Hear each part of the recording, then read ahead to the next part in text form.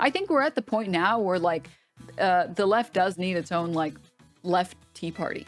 The Democrats are, that ship is sinking.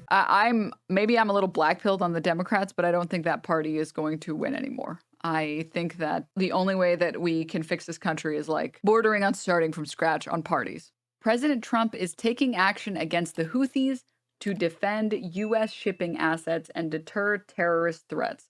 For too long, American economic and national threats have been under assault by the Houthis, not under this presidency.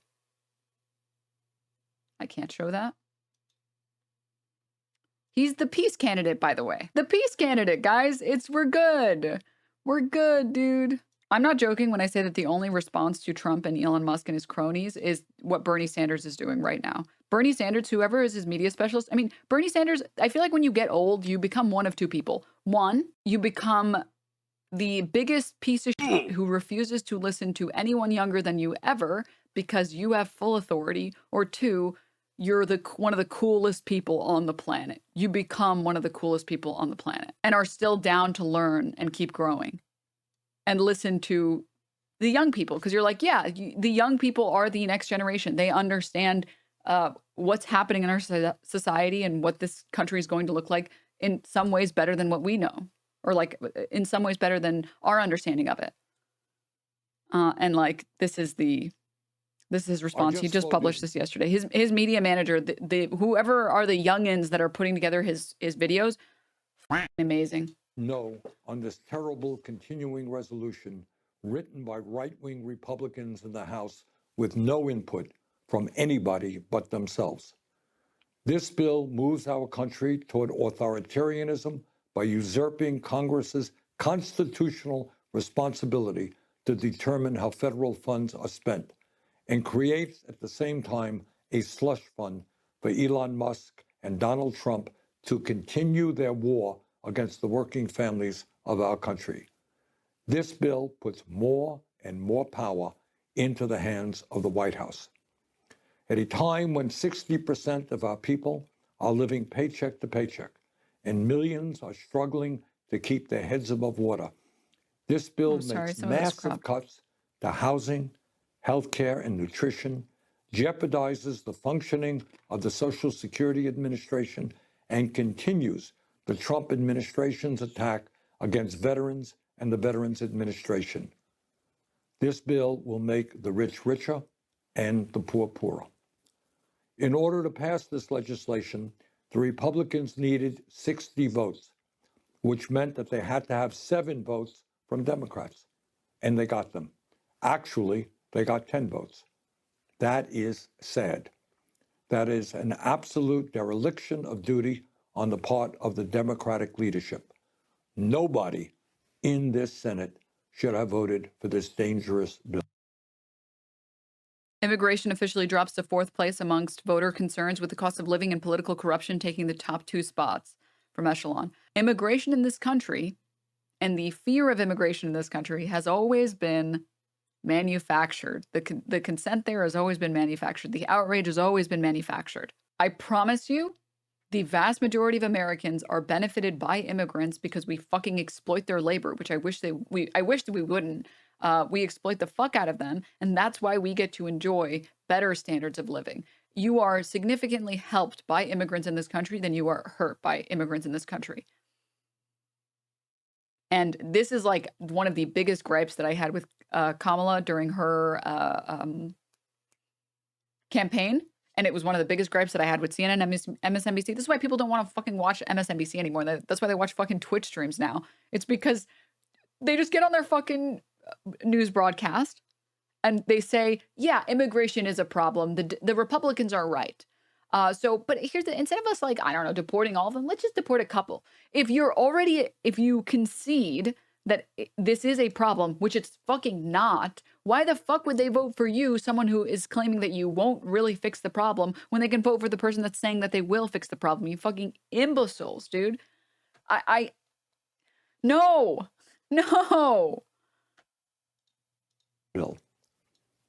In America today, as all of you know, we face an unprecedented set of crises. We are moving rapidly toward an oligarchic form of society I where mean, I would say that we're already there. Elon Musk and other billionaires are running the government. We are moving rapidly toward authoritarianism, where Trump is ignoring the Constitution and the separation of powers. We are moving rapidly toward a massive Republican bill, a reconciliation bill, that will cut Medicaid and other programs desperately needed by working families in order to provide the 1% with over $1 trillion in tax breaks. And in the midst of all of that, climate change, the existential threat to our planet, is completely ignored by the Republican leadership. So, where do we go from here? As you've heard me say many times, the economic and political crises facing our country will not be solved here in Washington, D.C. The system is just too corrupt. As a result of Citizens United, billionaires are able to spend unlimited sums of money buying and selling politicians, and that is what they do. Further, on any given day, thousands of corporate lobbyists roam the halls of Congress doing the bidding of their corporate masters. If there has ever been a time in the modern history of our country where ordinary people at the grassroots level have got to stand up and fight back, now is that time. Now is the time to reclaim our democracy. Now is the time to demand that we have an economy that works for all of us and not just the billionaire class. Now is the time for each and every one of us, as proud Americans, to get involved in the political process in any and every way that we can. Because here is the simple truth. The vast majority of the American people, Democrats, Republicans, and Denims is independents, streaming. do not want to see us maintain a corrupt campaign finance system which allows billionaires to buy elections. The vast majority of Americans. People don't like Musk. They don't even like him. Dude, Elon Musk should be studied on like how to ruin public perception of yourself as quickly as possible. Democrats, Republicans, and independents do not want to see Congress give tax breaks to billionaires and cut programs that low-income and working families need. The vast majority of Americans, Democrats, Republicans, and independents, do not want to see a handful of billionaires running our government. The vast majority of Americans, Democrats, Republicans, and independents, do not want to see us lose our democracy and move toward authoritarianism. The truth is, we can stop all of that. We can create a government that works for all of us and not just the few. But as evidenced today, it ain't going to happen here in Washington. It all started when he fired his PR team. I mean, whoever Bernie Sanders has now is fucking cooking. Dude, how is it that Bernie is 83 years old and is capable of reaching young people, but there are 60-year-old Democrats that are completely out of fucking touch? It's going to happen out in your community and in your community and in your community. We are the majority. They are the 1%. The vast majority of the people are with us. They have the billionaires. Oh my God, you Gopnik, thank you for the raid. Hi, welcome Raiders. Hi. Hello, Raiders. Welcome. We're watching Based Sanders, okay? Talk about Chuck the Cuck being a total fucking slime ball. Go forward together. Let us create the kind of nation you and I know that we can become. Thank you very much. God, dude. Everyone go follow Hugo. They're great. Please give them a follow. They're base as fuck, okay? And to all the Hugo Raiders, hello, welcome. Today was a big stream. Today's a big day. I put out a video on all of Ethan Denims Klein's. is streaming. Denims is streaming. all of Ethan Klein's most recent set of lies. If you guys would like to check it, it's pinned in the chat. Hassan Scam Coin, thank you for the 5 gift sub. Inane Coffee, thank you for the 2 months.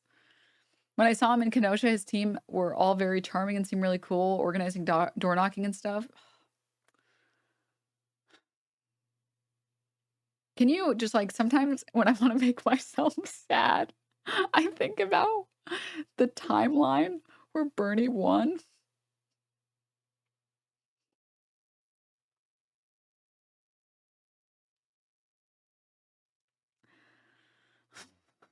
I love Bernie, but I'm worried he's just gonna funnel money back into the DNC, which is not what we need.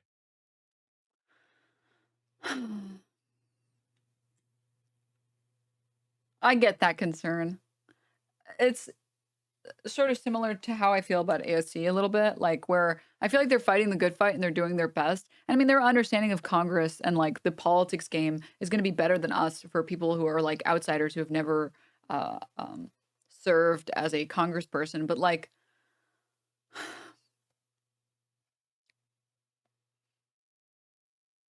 they can't just make a party without the momentum first. This is something that has to be organized correctly. Otherwise, it's just gonna be another fucking Green Party that gets no votes. Like, this is something that you, again, need, right?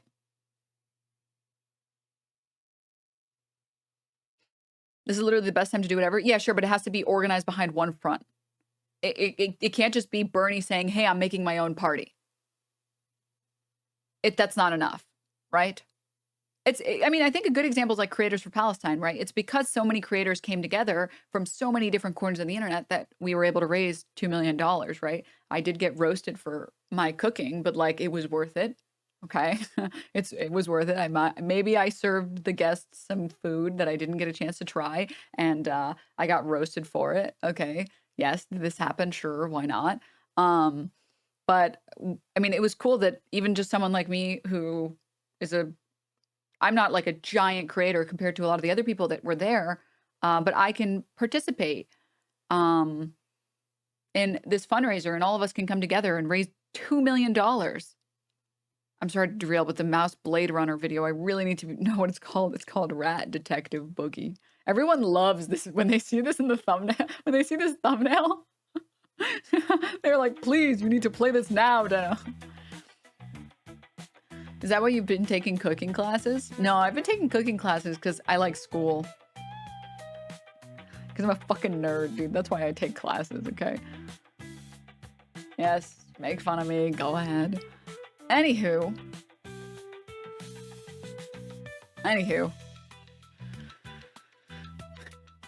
Correct.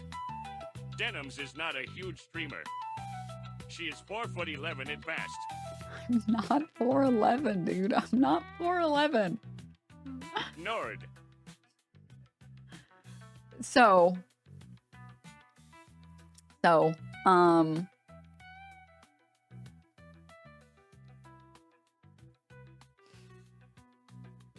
yeah, that, like, I got to help even a little bit, that I got to help fundraise even a little bit.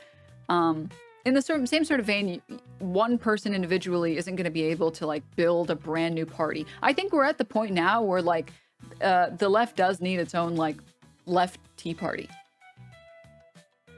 The Democrats are, that ship is sinking. That ship is just fucking sinking. It's gone.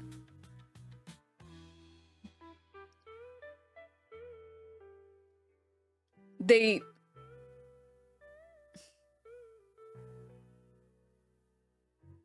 need a new party. So, like, again, but this would have to be organized, right? We should call it something like a communist party. Unironically, in this version, in this current iteration of America, yeah.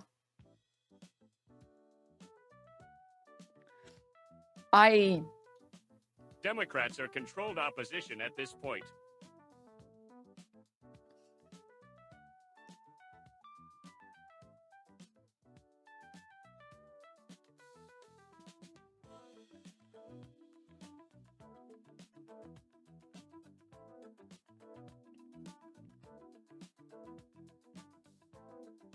Am I supposed to disagree?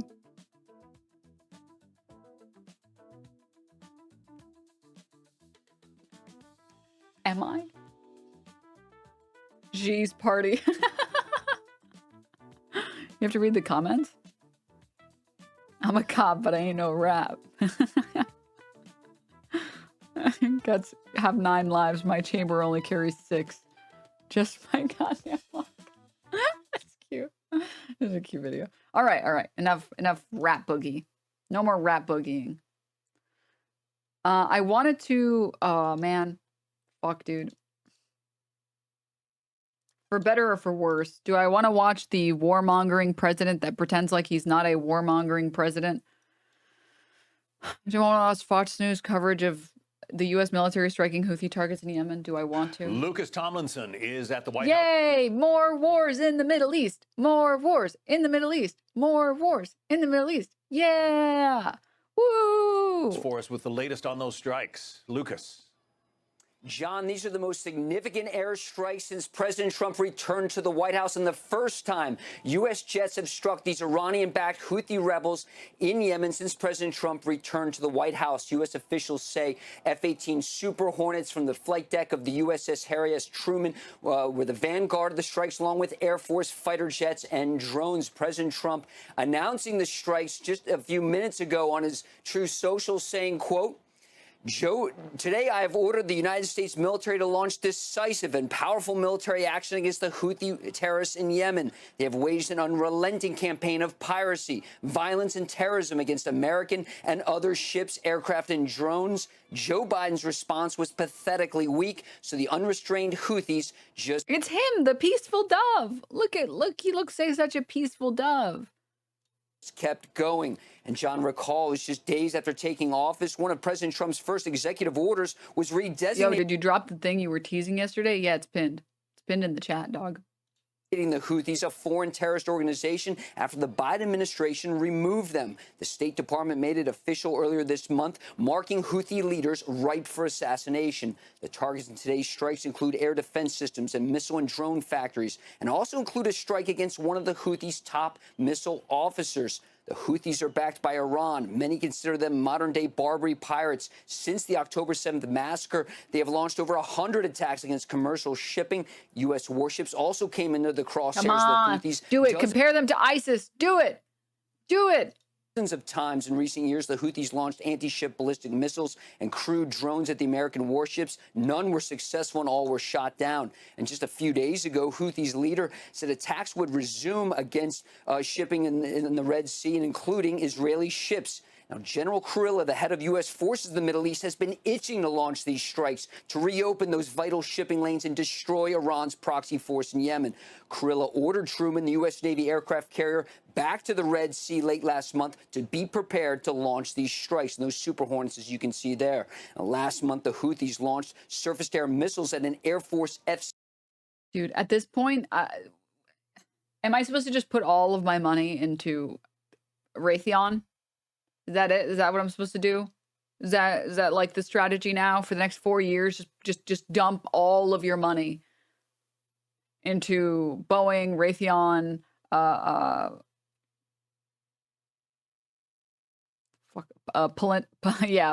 Palantir, and sorry, Lockheed Martin. That was what I was trying to think of. Yeah, that's it. That's it. That's where I should put all my money in. I want to know how many dollars they've blown and they still lost. Oh. 16 orbiting overhead as well as... Denim, okay, they murdered like at least 9 children with all the billions in war equipment that they were provided. You're right. Sorry. You're right. That was a good investment, okay?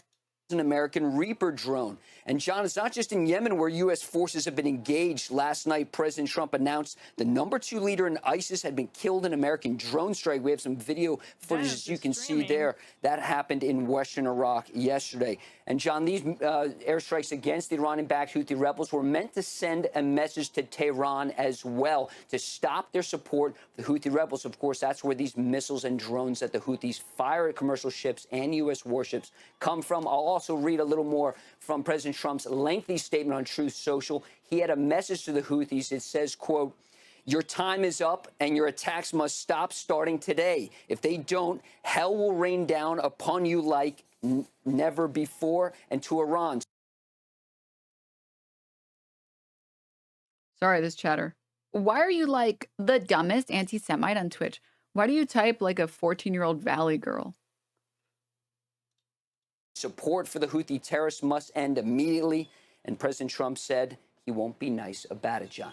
You're a Navy veteran, Lucas. I know that during the Biden administration, the Navy said it was basically more engaged in seaborne operations than at any time since, I think, World War II. Do I have that right? And is this kind of intended to put an end to that kind of thing on the part of the Houthis? That's right, John. Multiple times, U.S. warships came under ballistic missile attack in the Red Sea and off the coast of Yemen in the Gulf of Aden. And just for context, that has never happened. The Houthis. This is like actually my biggest fucking gripe with media right now. I know everybody hated Iraq and Iran, but the one that gets to me, I don't even mind Iran and Iraq. I really don't care. The one that gets me is the Houthis. The Houthis. Why do they say it like that? Happened in world history, ballistic missiles. And that one and Qatar.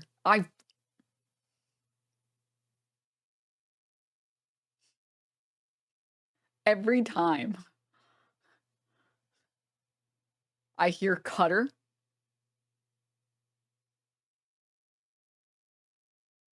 our alliance with Qatar, every time, okay, I lose 1% of my melanin.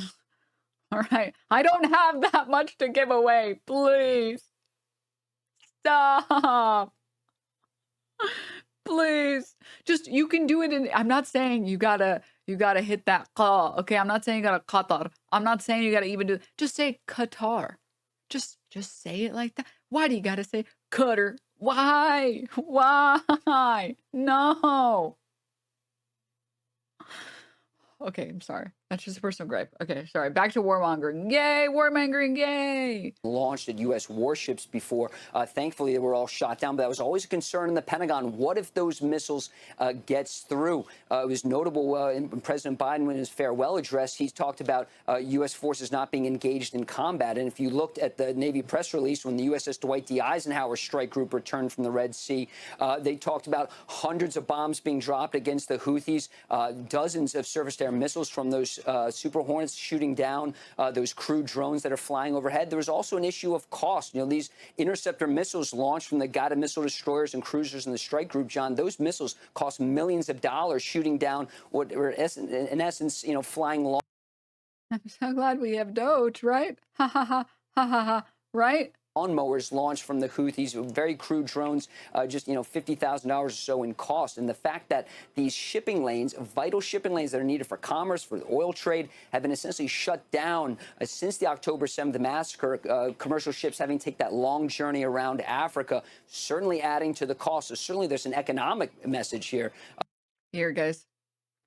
If you ever want your soul to hurt a little bit,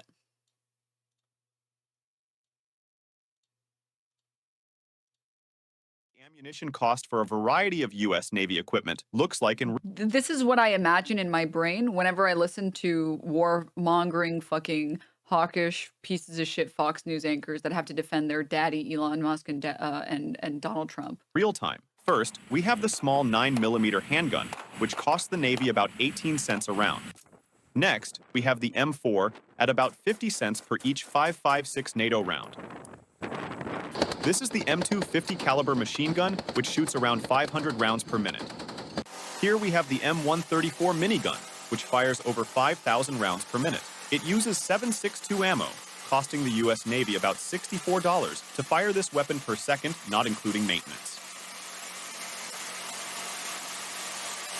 This is the Mk38 machine gun, which fires 25mm ammunition and has a range of just over 4 miles.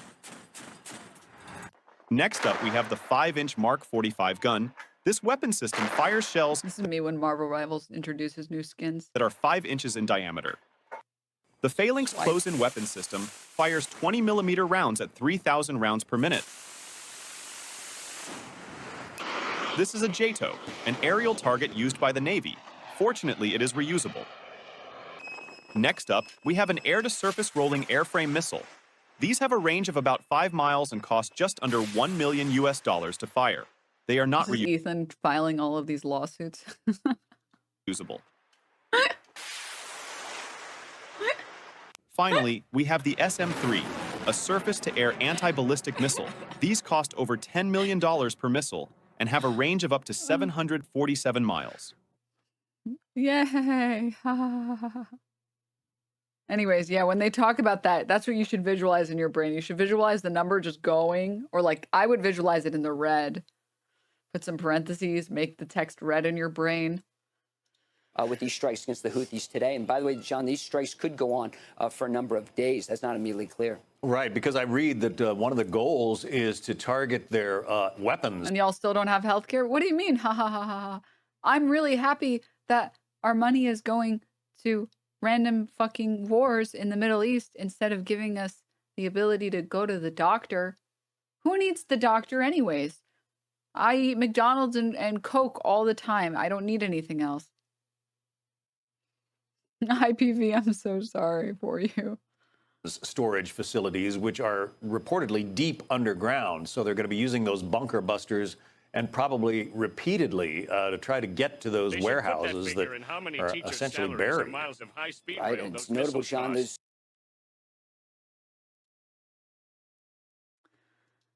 Super Hornets carry 2,000-pound JDAM satellite-guided bombs. Those are not bunker busters, so if you needed those, you probably have to call in something heavier, some B-52 bombers, perhaps a B-2 bombers. We saw Girl, the boycott.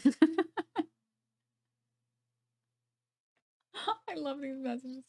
Such a good joke. Oh, God. Freaking chatters. all that one time during the Biden administration, B-2s launching from Whiteman Air Force Base in Missouri. But certainly this is a powerful message being sent. You know, you also have Tomahawk cruise missiles aboard those guided missile destroyers. I like how when Biden tries to get us into any wars or gets us out of wars, he is a coward and also warmongering. And when Daddy Trump does it, it's like, look, this is a really good show of force. In the Truman Strike Group, we didn't hear about any Tomahawk strikes. How do people watch Fox? Today, but certainly there's more firepower in the area if called upon. A powerful message being sent not only to the Houthis, but as you say, to Iran as well, Lucas. There's no question, John. You know, President Trump recently sent a letter to the Ayatollah saying Iran needs to end its nuclear enrichment program, stop in this path toward what many in the intelligence community say is a path to a nuclear bomb. The Israelis have been itching to strike the Iranians so far. While the Trump administration has voiced its support for such an operation, President Trump has said he wants to end this diplomatically. That's why he sent that letter, but it was rejected. That's why we sent those missiles. Nothing says diplomatic like airstrikes, dude. Nothing says it. Nothing says a true diplomat like an airstrike. Israel itching. All right. Soap makes sense. Thank you for the 10 gifts up. From the Ayatollah, but the Iranians support these Houthi rebels, and so there's no question this is a message being sent to Tehran as well in Sana'a in Yemen. All right, Lucas Tomlinson at the White House. If you get more information on these attacks against the Houthis in Yemen, get back to us. Thanks, Lucas. Click here. You don't understand. We sent them diplomatic missiles. Yep. They're saying the missiles that are going to get sent are going to be diplomatic. Thankfully, at least we're good on domestic policy. Trade war retaliation will hit Trump voters hardest. God, dude, it's the Fell For It Again award. It's the Fell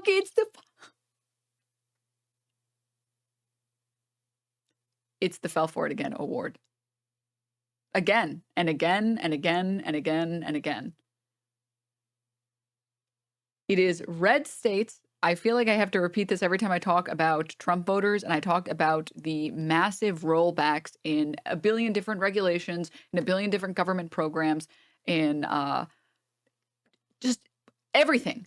A lot of blue states have, especially for non-Americans, a lot of blue states have regulations for a lot of these things. So like if I live in California, most of the stuff that Trump is doing is not going to impact me that hard. California has a good GDP on its own. We have enough state funding on our own. We pay in more into into the federal tax system than we get back, we're fine. A lot of legislation, things like abortion, for example, that's not going to change. That's a state level. And if there is an attempt to try, Californian lawmakers and Californians will fight like hell to make sure that that doesn't change, right? So a lot of personal protections, even like things like pollution, right? Or like smog. A lot of these things are going to struggle. You don't care about dropshippers and scammers and it shows stuff. A lot of things like smog or like pollution, water protections, a lot of this stuff won't impact blue states nearly as much as red states because, again, California, as one example, because I live here, has a bunch of regulations in place that, yeah, they make your life a little bit worse in the form of taxes because you have to pay a little bit more, but we have cleaner air, so it's worth it. It's much better than the alternative of living in California when there was a giant smog problem and like kids with asthma couldn't go outside and play during recess because the city looked like this.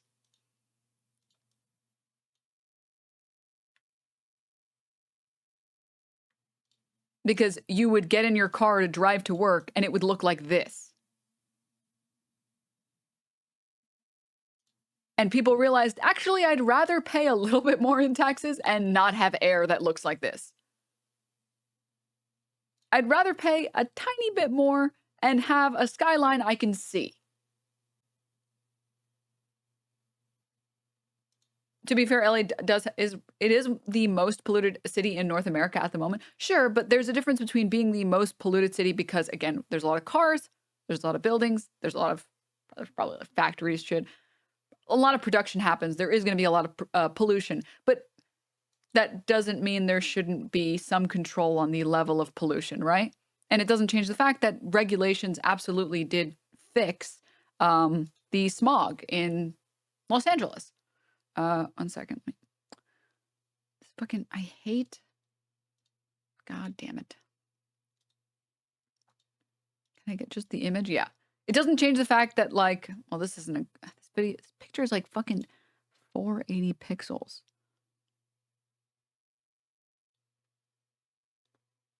The hell?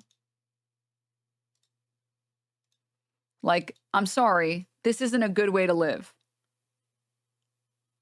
It doesn't look like this anymore? No. I lived right in the most polluted part, right at the 215 and 60 interchange. And in 2020, when everyone was home, 3 of my neighbors had gotten cancer. Not saying it's this, but it might be. LOL. I mean, it's hard to say nowadays because, to be honest, we're all definitely getting cancer between like the plastic and the what is it called? Forever chemicals and the pollution and okay, so besides everything, I don't know, man. It's probably better to have a skyline that looks like this, that you can see. This is what LA looks like now. Obviously, during the fires, it was not good. It was not good. I was outside on a couple of instances during the fires. I wore a mask. I wore like a respirator. And I could see the plumes of smoke. It was actually scary. But anyways, sorry,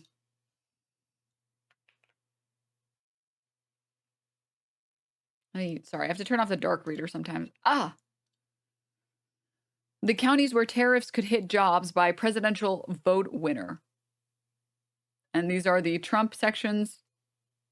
And these are the Harris sections. Number of jobs affected by each country's retaliatory tariffs. Harris County's 460,000. Trump County's 1.1 million. And this is retaliatory tariffs from China. And then here we have Canada, 2.8 million Harris counties, 3.7 million Trump counties. 3.7 million jobs in Trump counties, excuse me, sorry. I wonder why there's so many red sections that are highlighted here. European Union, 2.5 million jobs in Harris counties, 3.7 million jobs in Trump counties. Like, red states absolutely rely so heavily on blue states subsidizing their existence. Most recently, like, I saved it just to show with you guys. Most recently, there were tornadoes, and I also know that there was there's flooding. This More Perfect Union video just came out yesterday, the day before, and it's really good. Driving up and down these roads is so sad, you know, to see the magnitude of how many people lost everything. Also, as a former California resident, I took nationalized electricity for granted after moving here to Texas. I frequently get blackouts and several brownouts every year for private sector electricity. Be happy, Californians. That's crazy. I think I've experienced one blackout ever in my life, and it was in New York during the like really big blackout in 2003. And that's the only time. And I remember like the whipping out the candles and everything. And that's it. That's the only time in the United States that I've experienced a blackout, which is crazy.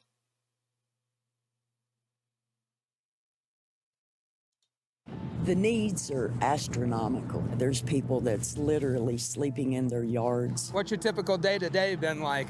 Chaos, times 1,000. Texas resident 3-day blackout several years in a row when temperatures were 14 degrees. My fucking God. There's just...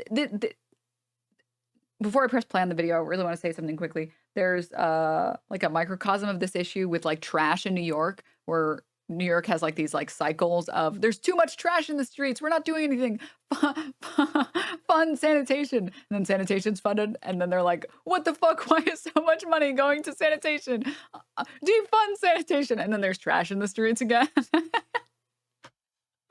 Because you don't notice where the money's going until it's not there anymore. I saw, oh, do I want to get myself involved in even more beef? Sometimes I forget that I'm not like a small creator anymore. So like, when I say stuff, people might see them. I kind of miss being able to yap with my chat without it becoming internet beef or whatever. But this tweet almost sent me, and it's fucking ridiculousness. It was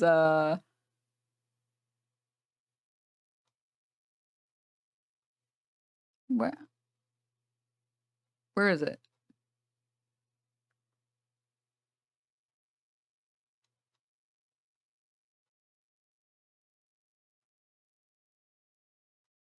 Okay, well, maybe someone else has it. There was a Michaela tweet that was like, Tyler 1 is a millionaire and the sidewalks are still broken even though we pay taxes. This is how you know taxes are a scam.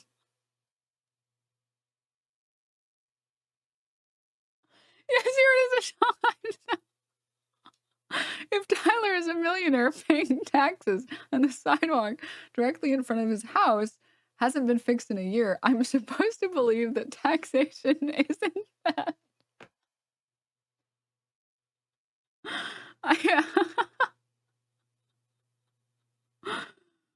Oh God. Oh my God. I'm sorry, dude. I fucking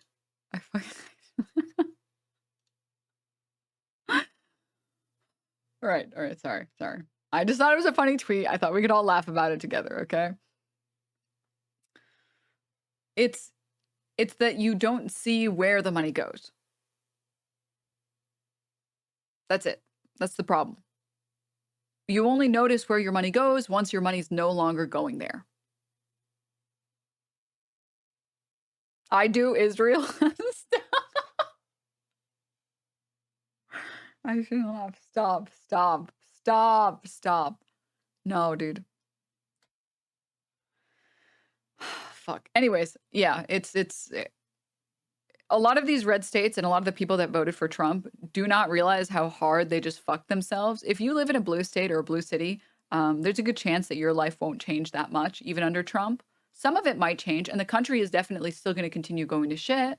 But your life won't change that much because a lot of the stuff is going to be state run. Your local politicians matter a lot more than your federal fucking politicians. The people in the red states are absolutely, again, I keep saying it, but we're going to see this over and over and over again in different ways over the next 4 years. Like red states are, I don't even mean to be dramatic. They are going to become shitholes. Like a lot of red cities are already kind of shitholes, which is sad. I mean, I've been to a couple. I've done a little bit of road tripping, and some of it is like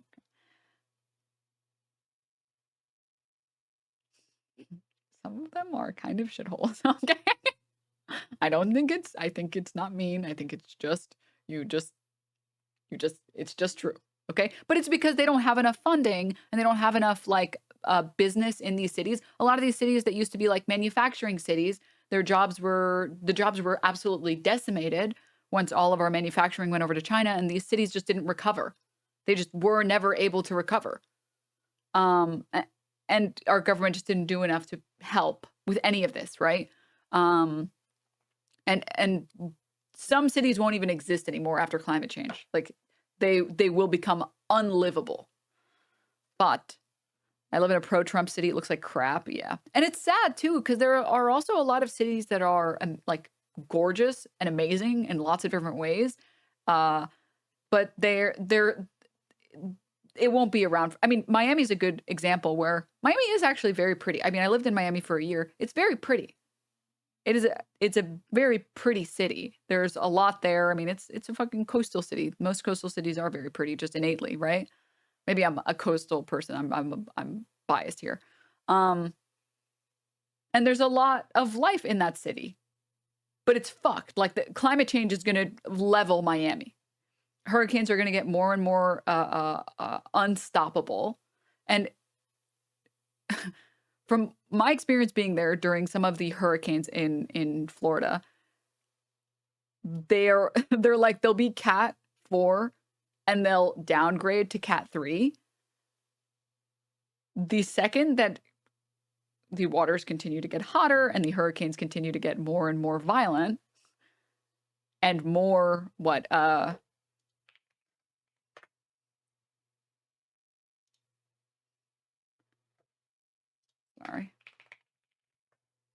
more and more Cat 5 hurricanes start hitting California, or sorry, not California, Florida, there's not going to be that much left. There's not. Between that and flooding, it's fucking Jover, right? Said just sell the homes. Yeah, just sell it to fucking Aquaman. Anyway, sorry. So let's take a look at this more Perfect Union video. Driving up and down these roads is so sad, to see the magnitude of how many people lost everything. The needs are astronomical. There's people that's literally sleeping in their yards. What's your typical day-to-day been like? Chaos times 1,000. I don't mean to get emotional and stuff, man, but I've seen a lot here. And it's just, it's just sad. A few weeks ago, my phone started blowing up. West Virginia, my home state, was underwater.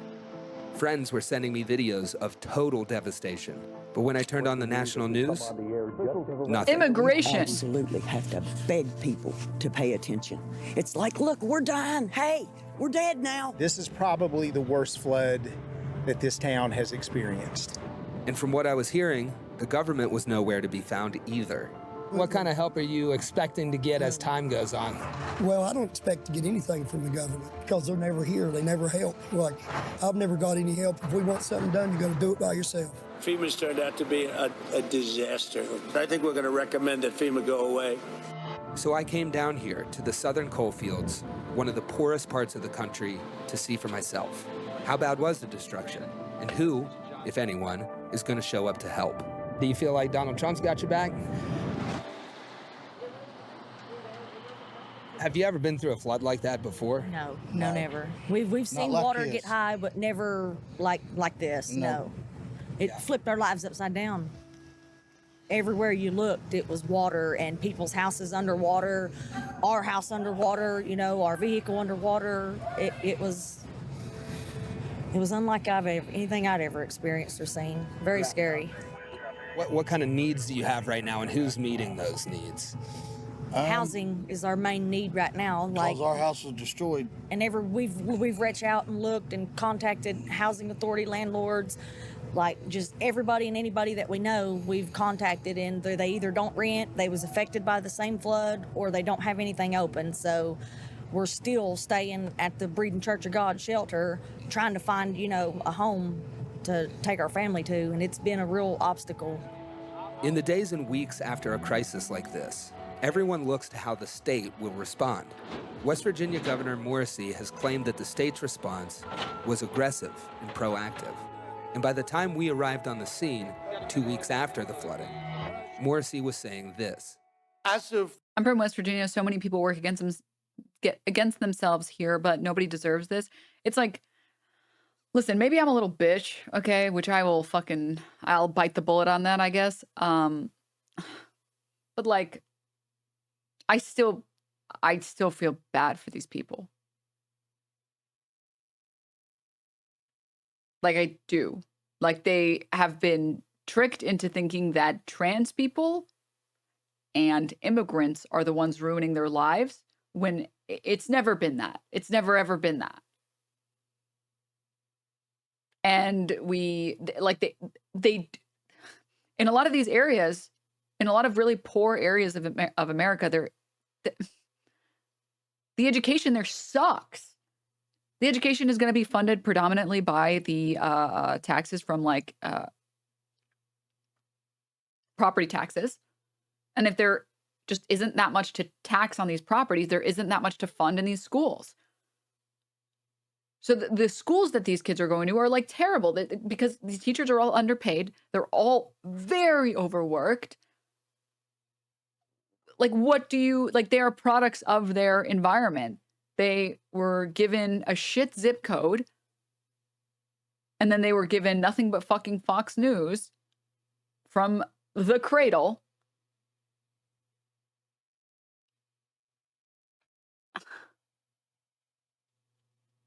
Like, what do you do when someone gets like a shit spawn point and then it's just like, and there's nothing there to help them?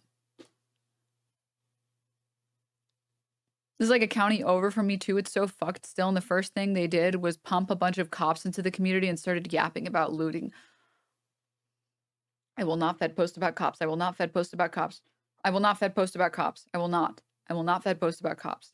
I am responsible, and I will not fed post about cops. I am responsible. Cops are cops. How lucky we are. Eastern Kentucky, my public high school had like 20-plus-year-old textbooks to work with. When your state is so poor that the government has never done anything for you, why would you ever trust the government? And that's another good point as well, right? Like, these people haven't really, they've gotten so little help from their state government, and it's just kind of hard to get a lot of help from the federal government. What the fuck do you do? Why the fuck would you ever trust the government? And I mean, Democrats have been very bad about messaging and have been very bad about like undoing the idea that they're elitist. It's also why Americans' favorable view of Democratic Party has fallen to 29%. The lowest it's ever been, dating back to more than 30 years. Yes, guys, keep going with the strategy. Yes, keep blaming immigrants. It's working. There will be nothing left of the Democratic Party. Yes, tank it. I want to see negative numbers. Let's go. Good morning. Welcome Inside Politics Sunday. I'm outrage. First up this morning, a brand new exclusive CNN poll that paints a brutal reality for Democrats as they struggle to mount a unified opposition to President Trump. Americans' favorable views of the Democratic Party's brand are at a record low, just 29%. That's compared to 36% for Republicans. It is the lowest ever recorded for Democrats in CNN polling, going back more than 30 years. As you can see, that's fucking red line. The party's numbers dropping a staggering 20 points in just 4 years. The CNN SRSR's poll also found 57% of Democrats and Democratic-leaning voters are more interested in seeing their party leaders stop the... Guys, this is what my stocks look like. Is this good? Guys, chat, is this good? Chat, is this good? GOP agenda, compared to 42% who are more interested in cutting bipartisan deals. It is a big shift. It's okay. Buy the dip, guys. Buy the dip. We're good. We're going up. from where the party stood at the start of Trump's No first stop term loss. Go in all the way. 2017. Now, this survey was taken before this week's tumultuous battle over funding the government, which resulted in one of the ugliest intra-party Democratic disputes in years, and left many in the party lobbying furious attacks at Senate Democratic leader Chuck Schumer, who ultimately reversed course and let a GOP bill. Dude, I'm so sorry. This is the first time I'm like actually crying. Dude, do you ever see one of the worst images you've ever seen in your life that feels so absurd that you laugh so hard that you fucking cry? The fucking chart. I'm sorry. Okay. This is the first high quality image I've seen of Chuck Schumer basically talking about how he's so excited to capitulate and suck off every single Republican and do some bukkake with them later. But like his hair looks like it's textured in a video game. Like I can see each, like the physics particles, whatever the fuck, on, I can see the Blender model. Well, dude, look. Wait, let me screenshot. Let me zoom in 1 second. Wait.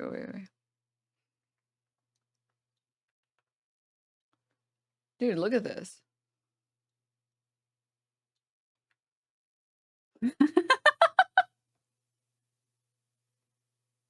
Oh my god. Point projected texture. Oh my. Dude, it's so crusty. You know he was bukkakeing earlier, dude. You know that he was getting messy with them. That's why it's like it looks firm. Like that's why you know if you like tried to snap it, it would crunch, dude. They were getting it in his hair, man. Fuck. God damn, dude. Does this mean we can get back to simulation, please? RTX off. Stop, I'm eating. Funding the government become law in order to avert a shutdown. Now a bitter round of finger pointing is taking shape after Democrats failed to get a single concession from the GOP, despite. Do you know how pathetic it is that they needed 7? They needed 7 Democrats, and they got them. And they got them without any difficulty. With nothing. We got nothing for it. Nothing. Oh my God. Having their first piece of leverage to fight back against Trump. Now the big question, where does a party in deepening turmoil and in open warfare go from here? Truly, where do we go from here? Truly. Yes. Sorry, I got so fucking sidetracked by that video. It was the Baileys. They told him to do it. Yeah, like okay, listen, okay. If the world's gonna burn, if the country's gonna fucking light on fire and destroy itself, I might as well enjoy the view while it happens, okay? I mean, I'll fight, and we should organize, and we should rally behind the Bernie Sanders, and you should never give up, because only fucking losers give up. I should pull up that Bill Burr clip where Bill Burr talks about how after all the fucking awful, horrid, fucking goddamn forsaken shit that Hitler did, he went out like a fucking coward and killed himself. Like a total fucking loser. And unless you want to be like a total loser, you never give up, no matter what. With that in mind, I'll still listen, if we fight like fuck and we still don't win, at least we get to see one of the worst empires in history burn. And the world might be better off in the long term. You know? I'm a silver lining person, okay? This morning, we do not have any outstanding need requests that we're not already working on to address. Also, Arizona chatters. AOC and Bernie will be in Arizona Thursday the 20th. RSVP here. Yeah. Any Arizona chatters? Any Arizona chatters? If you'd like to RSVP, link in the chat. It's going to be Thursday, March 20th, 5 p.m. at Arizona State University. Sometimes I forget that I'm American, and then I read something like, please note, no bags, signs, or firearms are allowed. And then I'm like, oh yeah.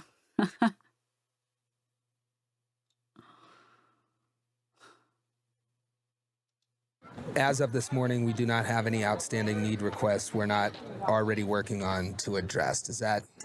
How's that land with you? My opinion would be I think he should probably come down and actually see the homes that were destroyed, the people that still can't get out, you know, the bridges that were washed away. There is a need here, and it does get overlooked a lot because we are a small town. And again, they don't have the funding. Their state doesn't have the funding to help these people. And the federal government, I mean, getting anything from the federal government is already so hard. Because we view our deficit as like, we compare the national deficit to people's wallets when that's not how it should be treated at all. And we pretend, and like, that's not even getting, the second thought video on how GDP is calculated is a very, very good video. But that's not counting the fact that we think of things like healthcare as waste. That we need to cut down on the waste of healthcare. It's like, what the fuck? That this is costing Americans too many dollars. We're keeping our people healthy, and that's too expensive? God damn, dude. It doesn't matter. You don't, huh? You don't stop paying your electric bill and say, I'm saving so much money now. That's a necessary cost. The government's job is to help the people who fucking live there in the form of taxes. Healthcare is waste. Weapons to Israel, not waste. Make it make sense, dude. Make it make sense. Collapse of U.S. global leadership has arrived. Moment before the fall. There's a moment before the fall, a moment when history slows, when those who can see the truth begin screaming into the void, a moment when an empire stands at the edge of the abyss staring down into the darkness but does nothing to stop the fall. That moment is now. Trump's subtle endorsement of Russia's... Subtle?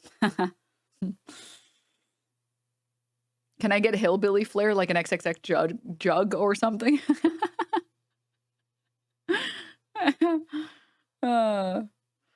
Uber, please stop sending me sorry, this is totally unrelated, but I hate that Uber sends me notifications to use their app.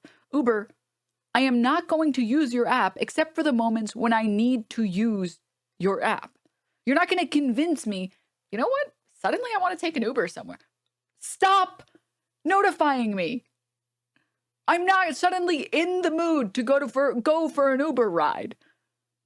Please stop sending me notifications. Please. Okay. Sorry, that was just, I just can't believe that app sends you notifications. Okay. On March 14th on Fox News, Sean Hannity turned to Trump's national security advisor, Michael Waltz, and said, I would imagine parts, maybe the Donbass region in particular, or areas that are heavily populated by people from Russia. Holy shit, by the way. That would go to Putin in any negotiated settlement. Am I wrong? That didn't sound like a question. It sounded like a suggestion, a justification disguised as inquiry. I mean, guys, we're at this point where Trump celebrates after killing anti-money laundering law. Like, the corruption in the government's already so fucking bad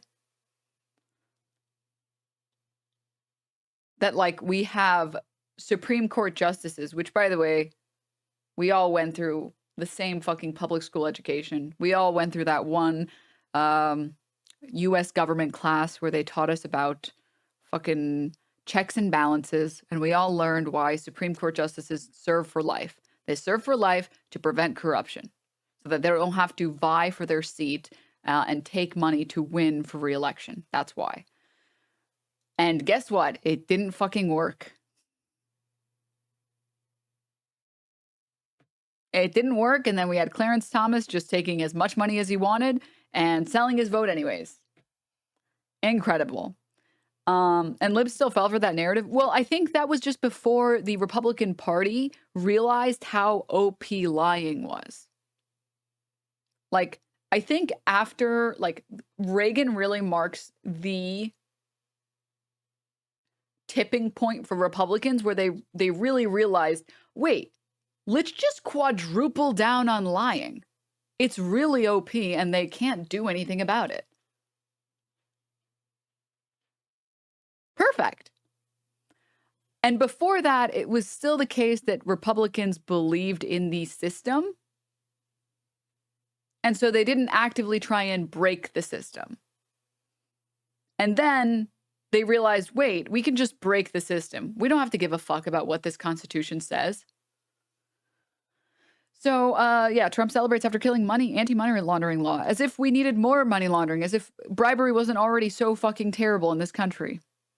Celebrating his administration's move to ignore a law that targeted money laundering on Sunday, the Treasury Department announced that it would stop enforcing any penalties or fines associated with beneficial ownership information reporting rule under the existing regulatory deadlines, but it will not further that it would stop enforcing, but it will not further enforce any penalties or fines against U.S. citizens or domestic reporting companies or their beneficial owners after the forthcoming rule changes take effect either.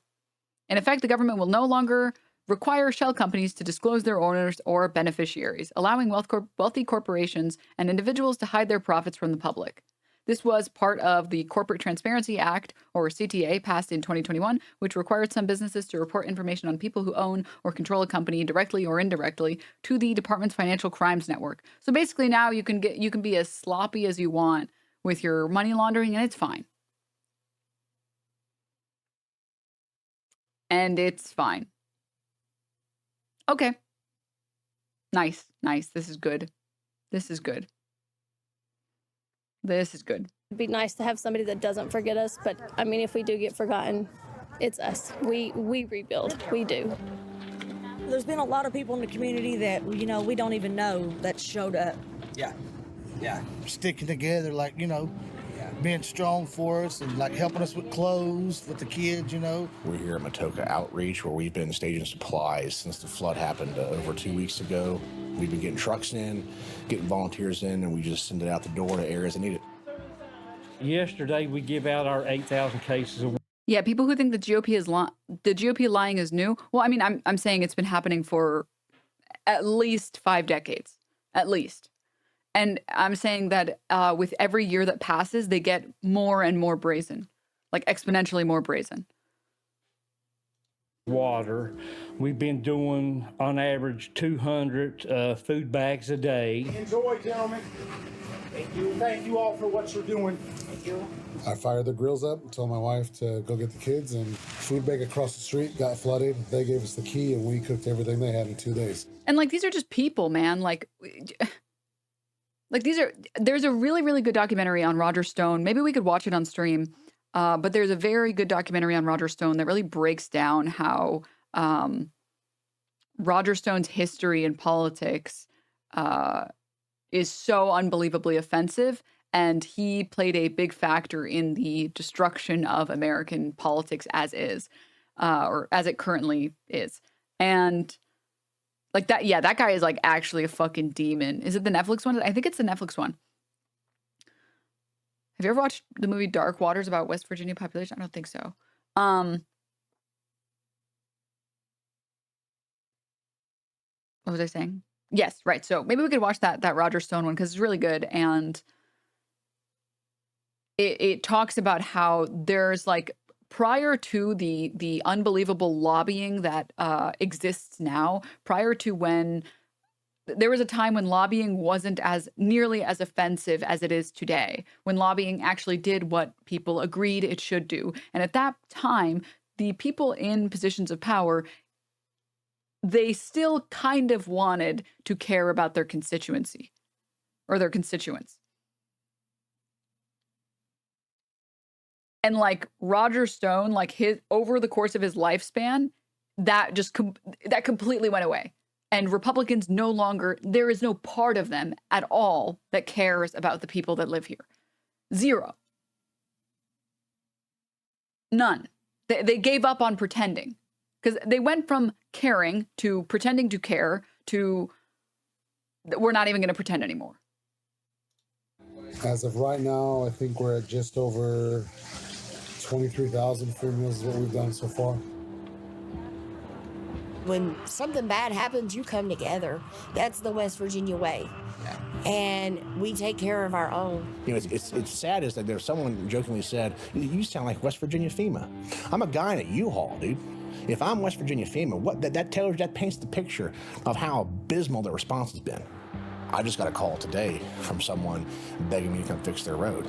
I got a call a few days ago, people asking me to come, please help me get out of my house as my wife has dialysis and we need to get her to a hospital, but our road's gone. Some of these people are up in their 70s, and it's heart-wrenching to see, you know, they're not going to be able to, they can't rebuild, you know, they can't, they might not have family, and it's just tough to see the older generation, and they need help.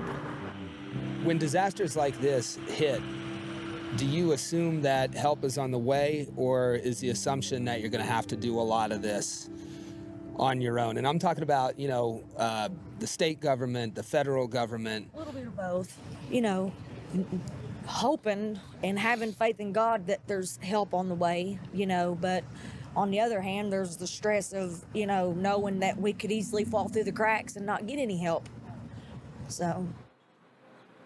If you spend enough time with West Virginians, especially in the poorest parts of the state, you come to learn that the distrust of government is well earned. Our timber has been taken, our coal has been taken, and you know, the infrastructure has not been built up from the money that has been taken out of here. And I've always been told my whole life that West Virginia was the richest state with the resources, but with the poorest people. Historically, this has been at or near the top of the most impoverished places in the country. My very first church was in a town called Kermit. Just over 300 people live in Kermit. Over a 3-year period, over 12 million opiate-based painkillers were shipped into that pharmacy in that community. Look at the situation that we're in. Look at the homeless. Look at the drug addicts walking the road. Look at the nastiness. You know what you're standing in right now? This is sewer. Everything you can think of. That right there, that's all sewer. It comes out, that's sewer. Look, see the blue stuff? Yeah. That's toilet paper and shit. Right there. This was Flint before Flint. You know, bad water since the 80s. This is 2025, so, you know what I mean? We're going forward, but we're still stuck in the past.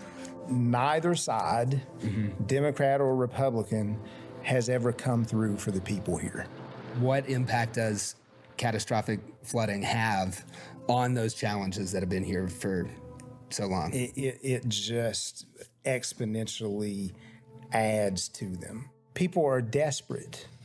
Yeah. People are desperate, and when people become desperate, they sometimes make desperate choices and desperate decisions, and that includes who they vote for.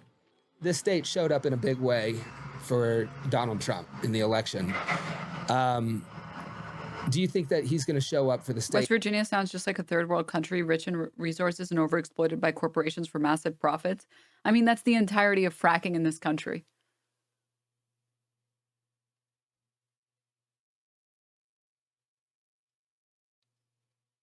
Separate point that's related. It is. Yes, correct. The people who have to work the jobs to exploit the resources for these massive corporations, they make pennies on the dollar. And a lot of times there are procedures like fracking that destroy the place that they live in. So they're generating profit for a company that doesn't care about them. And once there are no more resources, the state just goes to shit. We had our largest earthquake in West Texas recently. We never get earthquakes in the past, but we had a 7.1 hit last month because of fracking.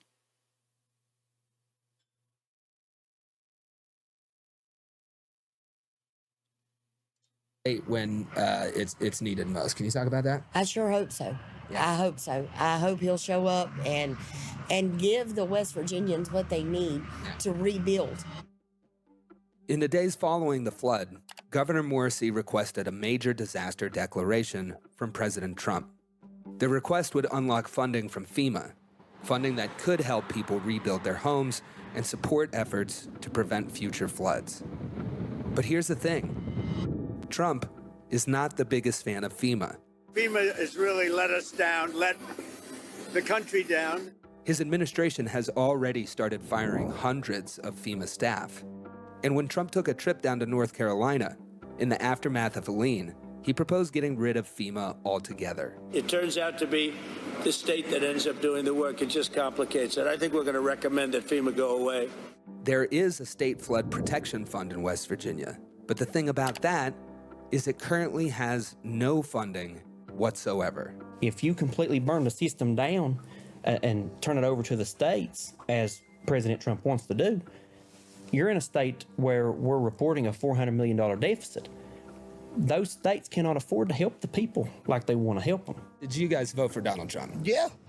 Yeah, we should. I did. What do you expect from him in this crisis? You know, it's like you said. Like I just said, it's point blank. Hey, you better have West Virginia's back, because out of all the states, West Virginia had your back. I mean, that's the way I look at it. And I don't know much, but like. It's also why the Department of Environmental Justice is very important.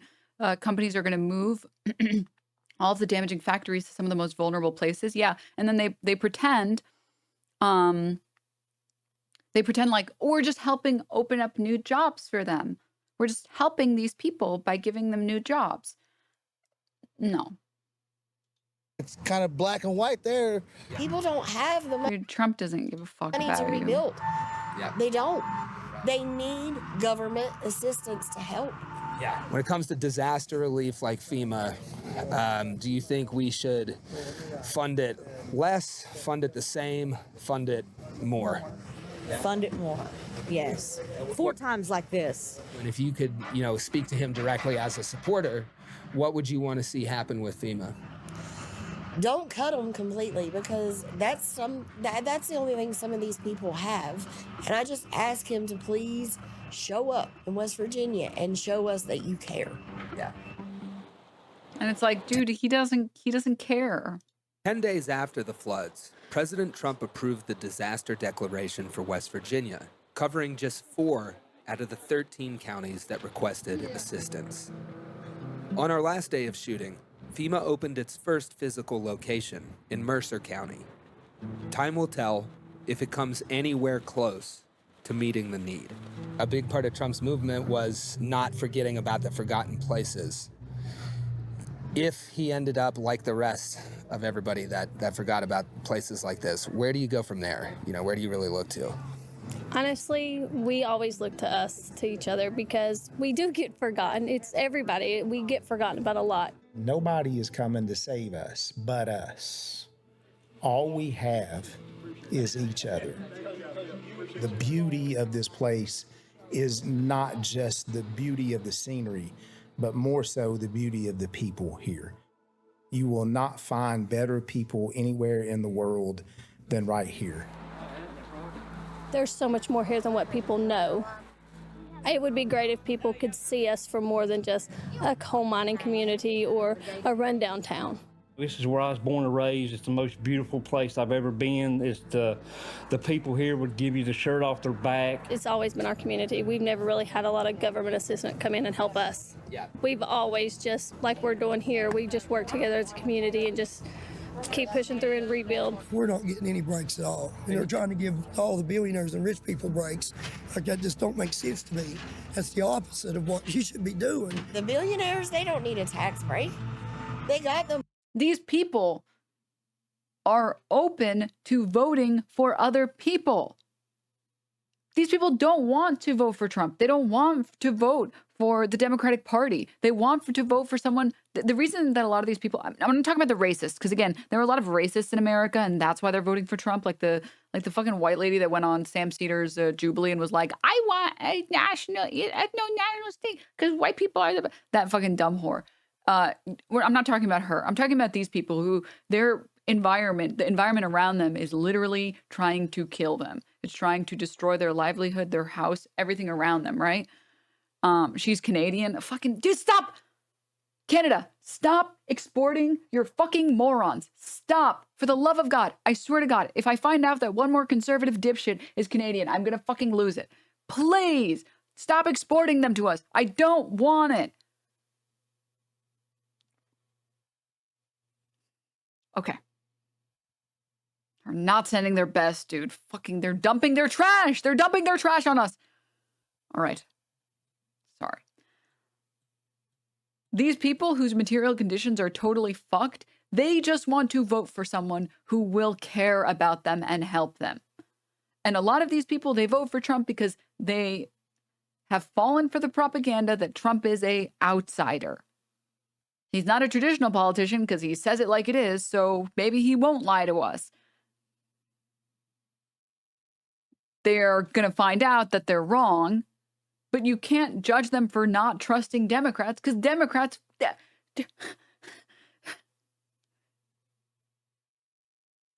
are too incompetent. Well, no, they're not incompetent. They're evil to do anything that would help the American people.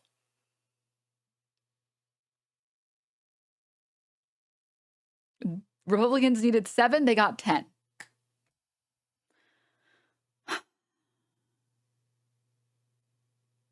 Canada sent Pokimane, and then they were like, this one's too nice. Let's send only racists from now on. Fucking Christ, yeah.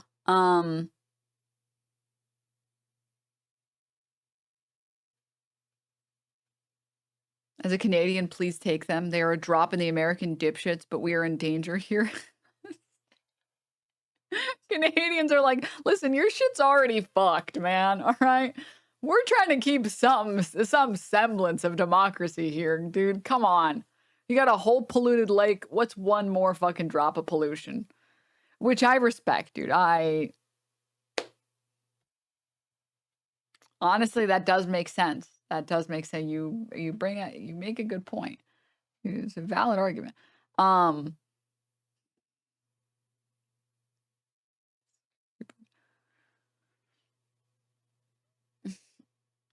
forgot what I was saying. 1 second. Please link the video. Oh, yeah. Of course. Usually mods tend to update the ! watching command. So Bimbo Baggins. That's such a good name. How have I never noticed it?